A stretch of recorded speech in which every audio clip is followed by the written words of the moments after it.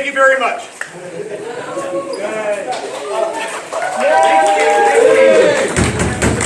Now, anyone who's been in the room with me for more than 3 minutes knows that you're not going to get away with less than 20. Good morning, everyone. How are we tonight? But I just learned from that is that there's a delayed effect here, and I should give a 3-second pause after each of my thoughts so that they can get across well. I hope everyone made it safely. It was a great morning assembly, and I want to welcome you all back to our second weekend in Woodbadge. And it's my absolute pleasure and terror to be in front of you this morning to talk about what I think is one of the most fun and interesting concepts, not just in Woodbadge, but in leadership generally.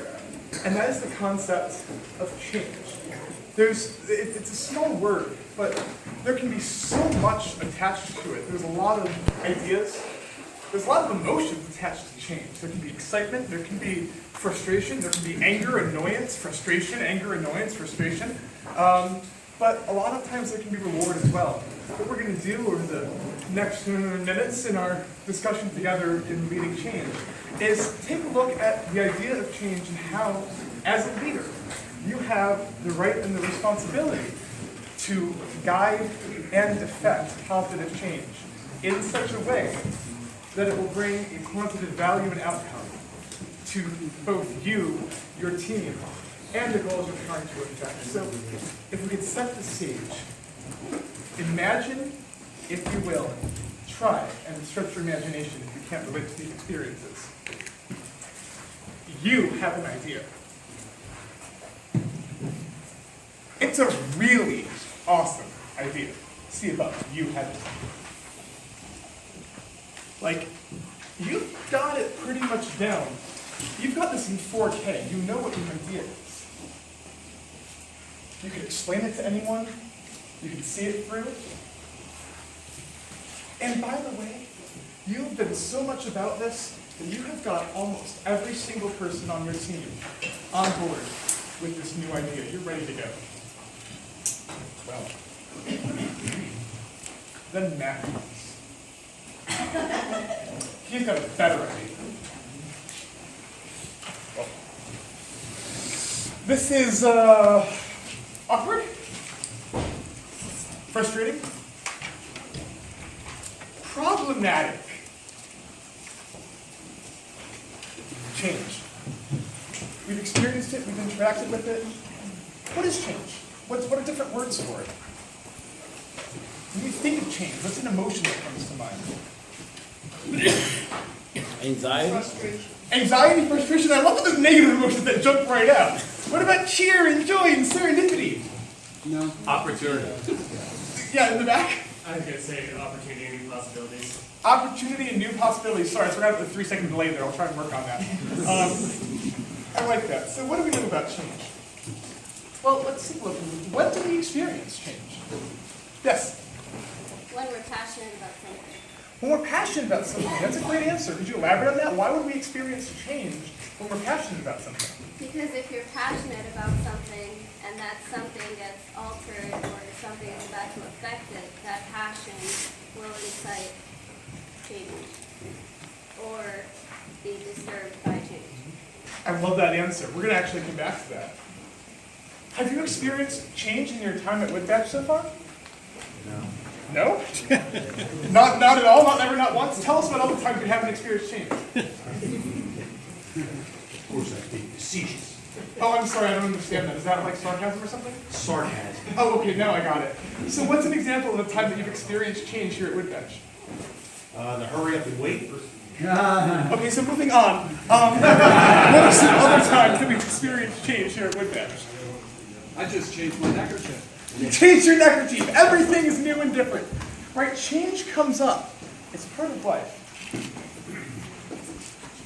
Change happens. Change happens. What does it say up there? Change happens. Wow, Tuesday, we're getting better. And by the way, this isn't a negotiation.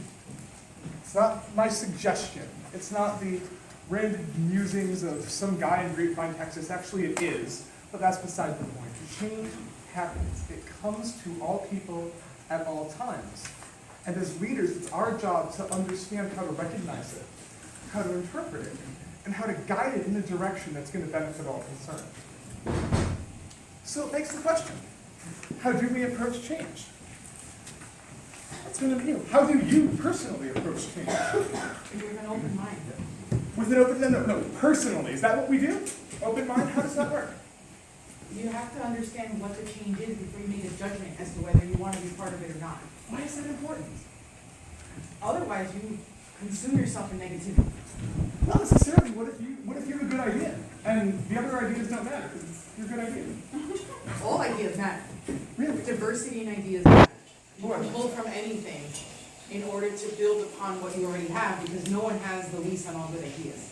No one has, not even that? Not even that. He's false. We'll come back to that. So I love that you said that, approaching with an open mind. Is that always easy to do? No. Is it usually easy? Why not?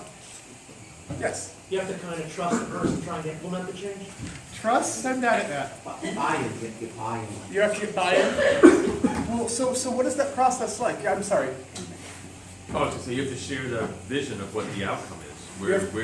When is the change done? You agree with the outcome, the vision of the outcome. Okay, so you have to get buy-in, you have to trust, you have to share the vision. Those are all variations on the theme of making a connection. There's a couple of different ways that we can answer this question, and I think that you've already jumped to a really good answer.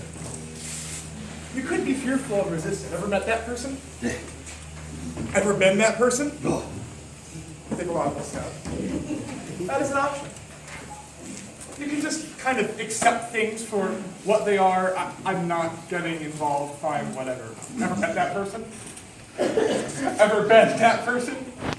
Sure. I think a lot of us have at different stages. Or we can lead the change and take the responsibility. And responsibility is the key word because it requires all of those things that we were just talking about. It requires being open-minded. It requires coming in to possibly overcome diversity, which, by the way, could that include overcoming some of your own biases, whether you know you have them or not? Yeah. So what do we know so far about change? Change happens. Mr. Munson, welcome to the show. I'm not asleep yet. We'll try and get taken care of for you in the next 15 minutes.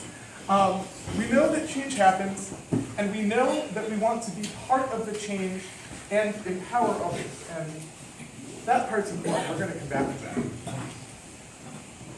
The principle is the same, whether you're trying to affect the change or whether you're facing a new change. Regardless of which part of that relationship you're in, as a servant leader, your job is the same. It's to understand and recognize that change is happening, and to be proactive in guiding that change to a positive direction. So what do we know again? We know? What do we want to do? Part of the change. And then we want to determine our values. And this is a step that is very important and so quickly overlooked. Go back to that imagine if you will. Have you ever been opposed to a change, not for a reason that was really rational, other than we're already doing it this way and it's working and so go away? I kind of fell into that camp more often than I would respectfully like to admit. It's really, really easy because we get comfortable with what's familiar to us, and we look around, we see things that are working. Why are we going to mess with change? Change makes people grumpy, and it makes people annoyed, and it makes people angry, and then really great stuff happens, but that doesn't matter, because it's such a whole process that it becomes so much easier to be complacent with what's working. So in the whole interface with change, determining your values is critical. And what do we mean by that? Well, what are values? What's another word for values? How would we define them? If we took a second on that. Ethos. Ethos? Can we be a little more words? Norms. What's that? Priorities. Norms, priorities, Guiding principles. guiding principles. Understand What motivates your decisions? Why do you want what you want? Because if you're not clear on your why, how are you going to explain it to someone else?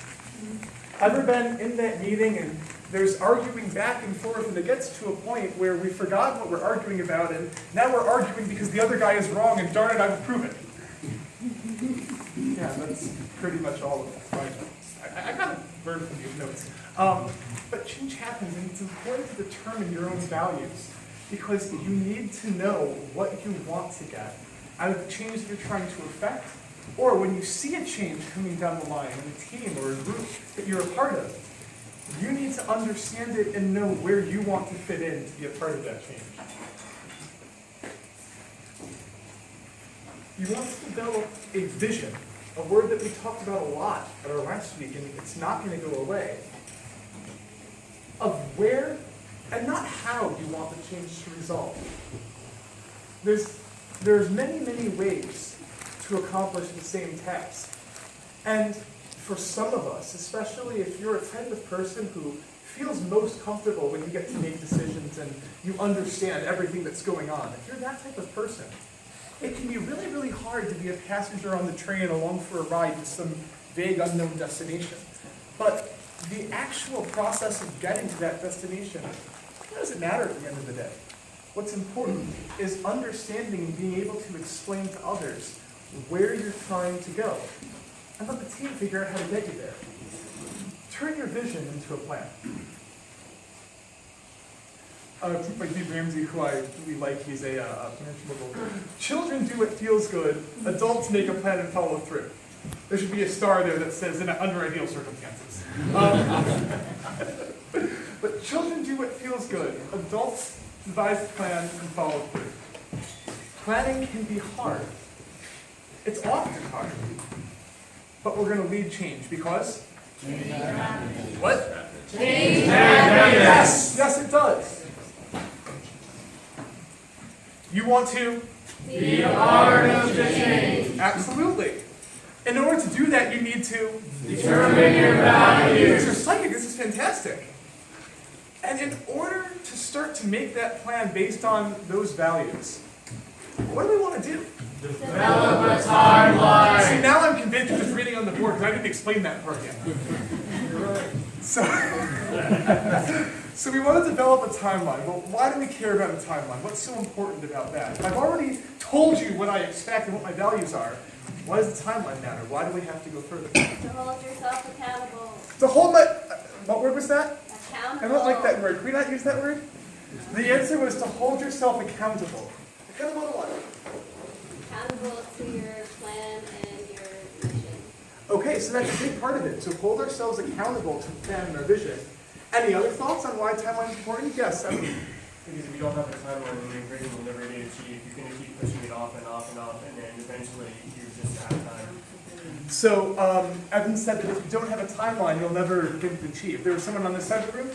Yes, sir, in the back. What's your name? Dave. Dave. Hi, Dave. I'm Jeff. Hi, Jeff, I'm Dave. Hi, Dave. It makes the destination less vague. It makes the destination less vague. Is that important? Yes. Why? Because people will want to do something that they can vision or envision rather than something that is very vague. So Dave is suggesting that people will want to do something that they can understand. It's almost like Dave is extrapolating from slide 3 and projecting onto slide 12. This is phenomenal. Way to go, Dave. Yeah, that's absolutely correct. Any other thoughts? Yes, sir, in the back.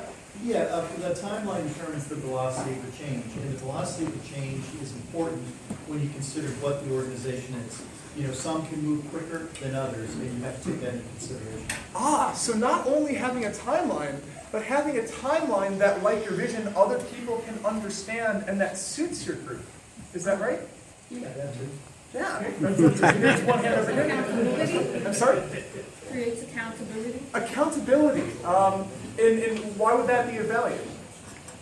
so that things move along. Okay, so then we're clear on the plan. So we've got this plan. I got to move on, but we'll come back for a future thought. So we want to learn about the factors involved in the change. What is a realistic timeline for a transition? Brian, may I borrow your binder? Go ahead. Anyone ever been in this meeting? Boss, leader, guy in charge comes in. All right, we're doing this now. Yeah.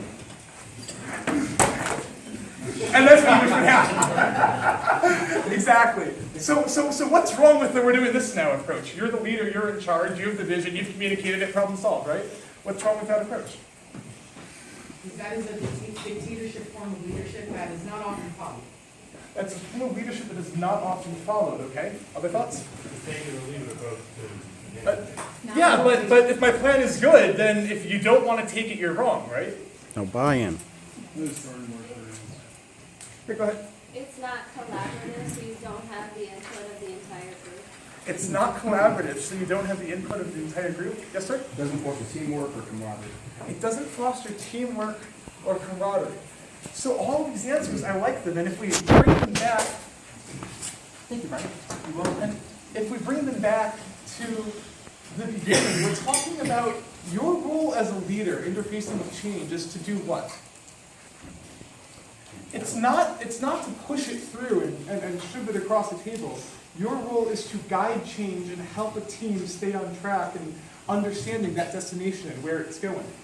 And that doesn't happen with the giant binder crop approach. We call that sometimes the big boss. So just kind of recapping, because my memory is a bit easy. What do we know about change? Change happens. Absolutely. And what do we want to do? Be part of change. Correct. In order to do that, we need to Determine values. Absolutely. Once we have those values determined, to start to make a plan, we need Develop a timeline. indeed a timeline. And here's where it gets a bit fun. You need to learn to drive. There's a difference in coming in as the big boss and saying, "Thou shalt have must now, forever it shall be," and a type of leader who can be part of a conversation and see when there is a need to step up and provide some direction. We're here at Whip Badge because you have sought out the opportunity to develop and hone your skills in communication, servant leadership, broader scouting knowledge, fellowship. All of these themes intertwine with one another. And you might be in a position where looking around, there's a role and you can see, you know what? I'm going to kind of ease in here. I think that I can hear what everyone is saying because I have set aside my bias to look through the diversity that we're all bringing, to see the ideas, and I think I have a plan that I can present that will start to move everybody in the same direction.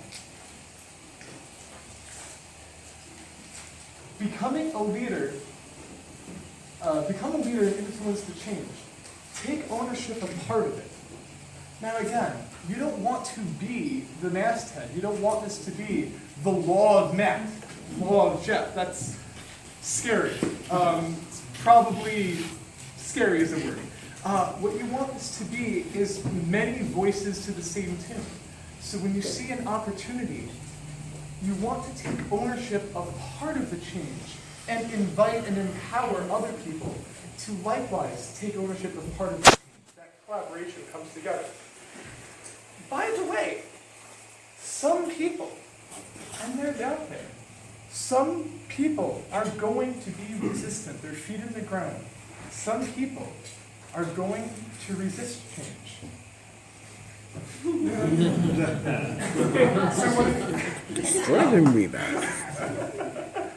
So what do we do in those cases with these issues? We follow Yoda's advice? Yes. Okay, so why yes? Why yes? There is no try.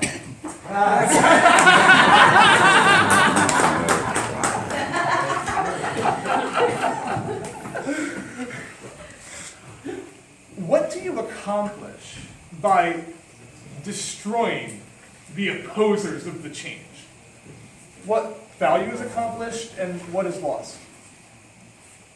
Yes? You alienate them from your group. You alienate them from the group. Yeah, but like 8 of us were on board anyway, so what do I care if I lose that 9th or 10th who wasn't on board? Is that really a loss to the group? You lose dissenting voices, which may be a positive, but could also be a negative. I'm sorry, I'm not interested in that opinion. So the comment, if you didn't hear in the front, was you lose dissenting voices, which could be a huge negative because you're also losing a perspective from someone who might see things differently, legitimately differently, than the way that you're looking at it, and can help point out some positives. Yes, I saw a hand over here. Yes? And constructive criticism will always help make your position stronger. Constructive criticism will always help make your position stronger. Do we agree with that? Maybe one or two more. In the back, yes. You also become the thing you hate. A little louder, please. Also, you find eventually that these coalitions that take over an organization and push out the change, they become the thing they hate, right? When you see this over and over with long-standing organizations, every 4 years there's this massive turnover. It comes with a movement, and this movement coalesces around a group of ideas, and then that doesn't change either, until one day it gets so far aligned that it's changed entirely. You know, I love that. That's so well phrased. You become the thing you hate in that, no, we're not going to go along with this tyrannical thing. We're all going to do this, but I think, shut up, we don't care. Yeah, like, dude, pot, kettle, black. Like, there's a problem here. Absolutely right. So what do? Well, we know that change happens. I'm sorry, that was your line. You can get the next one. We know that you want to Be part of the change. You guys are brilliant. In order to do that, we need to Determine your values. And once we've determined our values, we can Develop a timeline. for the plan that we've built together so that we can Learn to drive. and contribute in a leadership role when the opportunity is available in order to help Help others. others embrace change by creating a culture. And what do you think, I think, are the most important words on the slide? Hint, I underlined them in red. By creating a culture. Creating a culture. What is so important about that word culture? Is nothing important about that word? Yes? Culture is supposed to bring people together. Culture is supposed to bring people together. Yeah, when implemented properly, that's absolutely correct. Yes, sir, in the back. So culture, I kind of look at it in some ways creating a bunch of rules, formal or informal, for how people from different backgrounds engage. It's kind of a rules of engagement, right? If you have a culture of everybody attacks each other, then that's the way people are going to engage. If people are more collaborative, that's the culture you've established, that's the way they're going to interact. Absolutely. So paraphrased, if I may, if you have a group culture that is collaborative and inviting, others that join your group are going to feel invited to collaborate, and your group will produce more. If you have a group culture that is toxic, argumentative, and uninviting, no one's going to be inspired to join the group, and those that are in it are not going to be inspired to move the group forward. They're going to be pulling against each other instead of moving in one forward direction. Remember how hard it was for you when you had to get used to a new idea. Your role as a servant leader is to build a culture and a team spirit that embraces change by helping those around you. It's not about you. It's about us. It's about the culture you create and what you can do to help others around you accept change, because change is difficult. Big change is really scary. Can we agree on that? Yes. Fast change is really scary. Can we agree on that? We've never done that before. Change is also really scary. Can we agree on that? Yeah. So if change happens, but it's scary, well, you want to lay out a big picture, but assemble it piece by piece.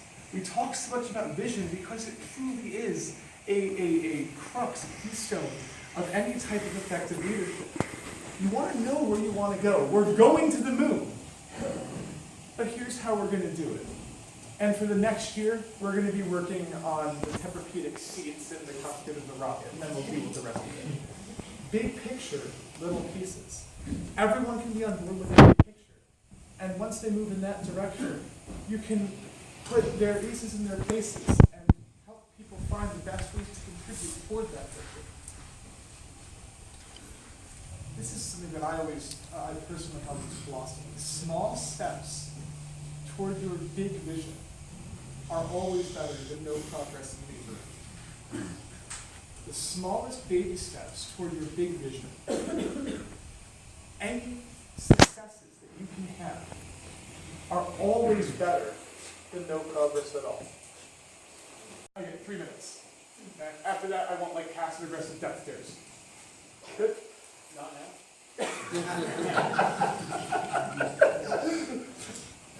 Who's this guy? Anyone recognize him? Old white dude. Bald white dude. We'll go with it. That's, I guess, aesthetically correct. Bald white dude behind me is actually and in the late 1800s, he was the supreme go-to guy for powered man flight. The press and the academics across the world were in his corner.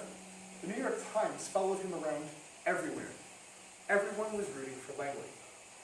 But Langley had a problem. If I were to ask you who created the first powered man flying machine, who would you say? Wright brothers. So what was Langley's problem? Well, Langley was out of New York, operating out of the Smithsonian, and if you go about 1,300 miles southeast, you've got Kitty Hawk, North Carolina, where after spending 3 consecutive summers of trial and error with different return parts, in Kitty Hawk on December 17th, 1903, the Wright brothers finally achieved powered man flight.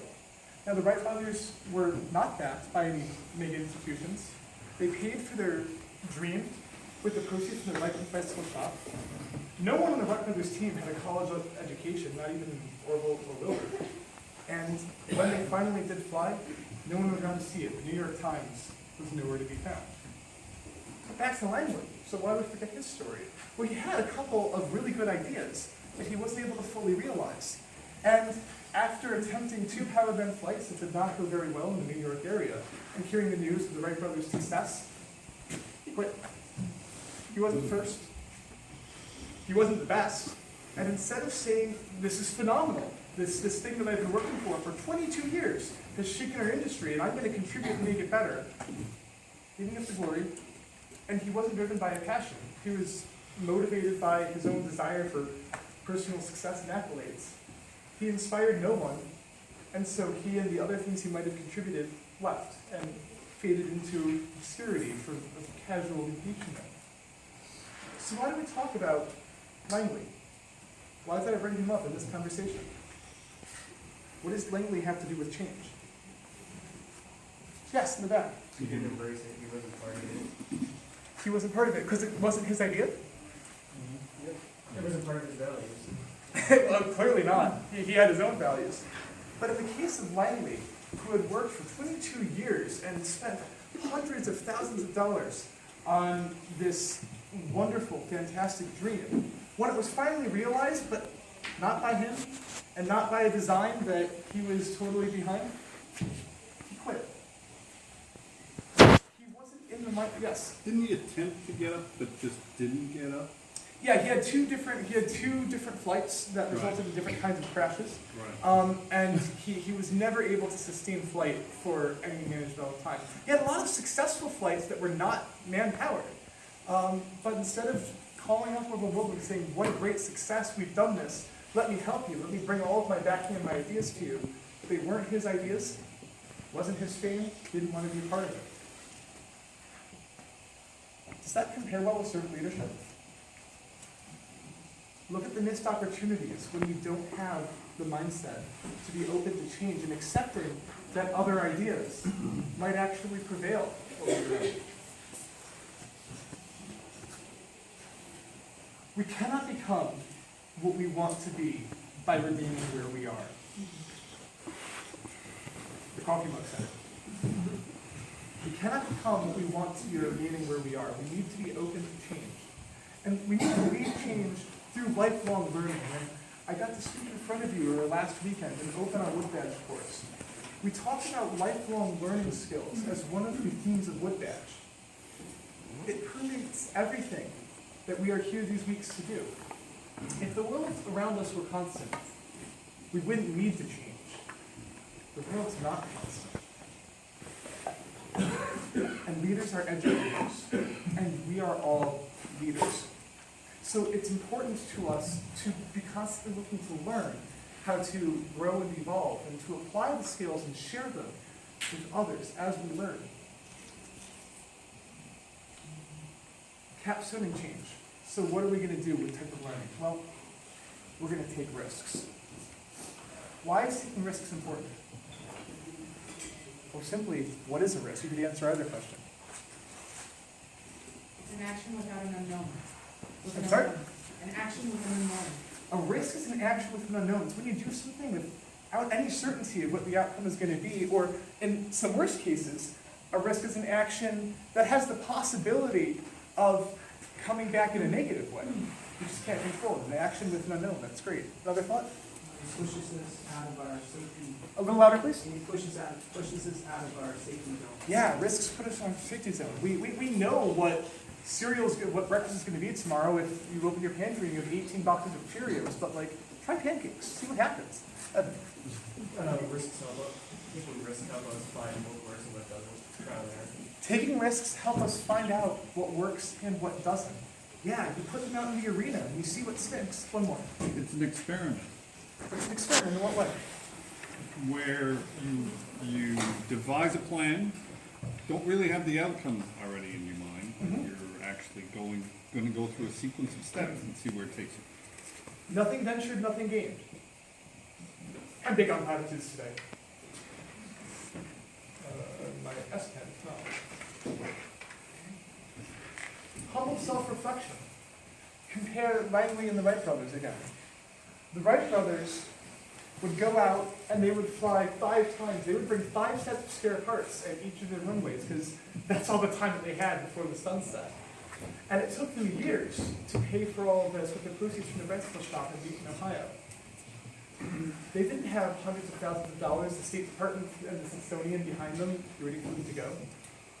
But they had the humility to know that if they persevered and continued to take risks, they would eventually see their vision come through.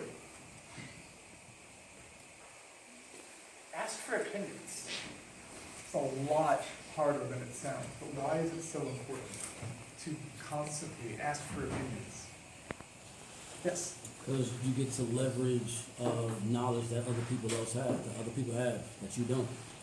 I love that answer. That's beautiful. You need to leverage knowledge that other people have that you don't. Am I so arrogant as to think that I know more than the combined knowledge of everyone else in this room? Please, that was rhetorical. Don't answer it. But that is a question. Knowledge comes from the people around us. Do you want to be so arrogant as to presume that there is nothing that someone else could have to say that is of value beyond what you've already considered? But what's the other side of that? What do we have to do if we ask for opinions? You gotta listen. What do we have to do if we ask for opinions? Listen. What do we have to do when we ask for opinions? You gotta listen. We have to listen carefully. If you ask for someone's opinion, you need to show them that you value what they have to say. And I think that we've all fallen into this trap. Ever said, hey, what do you think? But you knew what you were going to do. You just felt like saying, hey, what do you think, was some social formality that just needed to be addressed. Wow, I'm sure. But we've all felt that way. Have you ever been asked your opinion, given a thoughtful, sincere answer, and then felt like it really wasn't regarded? It's not a good feeling. So we need to listen carefully when we ask for those opinions, because that's how we get the knowledge. And finally, we need to what? Be open to new ideas. Yes. And now that we've achieved the 0.15 second gap, I'm starting to worry that this is less of new ideas and more of these ideas are the ideas. Not going in that direction, but yeah, be open to new ideas. When you see something on the table, try it out, even if it's not something you're familiar with, if it's not something you think that will work. Try it out, take the risk. Or, much more simply, in the words of everyone's 3rd grade teacher, Miss Frizzle, take chances, make mistakes, get messy. Questions on change? Ladies and gentlemen, thank you very much. It's been a